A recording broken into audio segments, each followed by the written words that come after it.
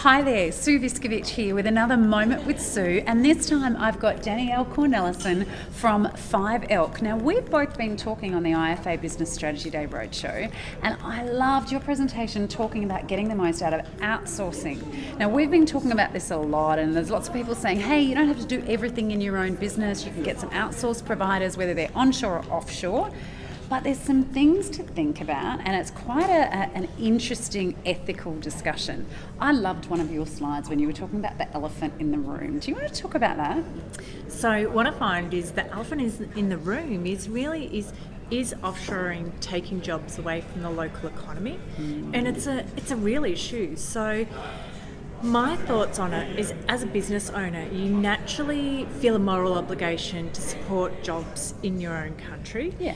So that's a normal reaction and a normal way to feel. But part of that is, so particularly, for example, if I looked at a startup business, for a startup business, someone earning, say, $50,000 has a really limited capacity to contribute to the local economy. Yet that same startup business owner with an offshore team member now has the ability to actually grow and leverage their business and get scale. So it may be a part of that stepping stone as part of the process if you're a startup. Yeah. The other thing is, for an established business, it's really looking at it and saying, okay, what's driving the profitability in my business? And staffing costs are one of the biggest expenses, as you said. Yeah. So it's looking at it and saying, okay, how do I deal with this as a business?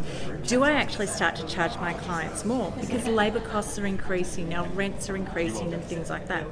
Or can I look at my business model and just rejig how that looks a little bit? Yeah, and it's funny because we talk about supporting the local economy. A profitable business and a profitable family means that you can support the local economy. Absolutely. But then when you look at it and going, well, do you prefer the local economy and making your clients pay more for something that you might not want to pass those costs on? Yes. Or do you also look at the fact that even though they're offshore and outsourced, these are still human beings, Absolutely. right? So, Yeah. and it's not slave labour. No. What are you talking about for a full-time staff member? So a good qualified admin person? Yes, it depends. So there's a couple of options. You can look at home-based, or you could look at office-based. For my mind, the type of work we do with financial advisors, just from a security perspective, I think office-based. So, and it's really hard to do an apples and apples comparison, but you're looking at somewhere maybe between $12 and $16 An hour. an hour. Yeah. Right. Yeah. So what's that? 25 grand a year? Around 25 grand a year. Okay. Yeah. So you consider what you can get from a staff member at that rate. You can still have really great quality staff in your business. Maybe they become project managers. Maybe they are moved into other areas that maybe you've got a power planner that's been wanting to move into advice, and you've kept them so busy power planning that they don't get that chance. It might actually free you up to start doing some of that. So thanks so much, Danielle. That's another way of thinking about another way to start maybe outsourcing some things in your business.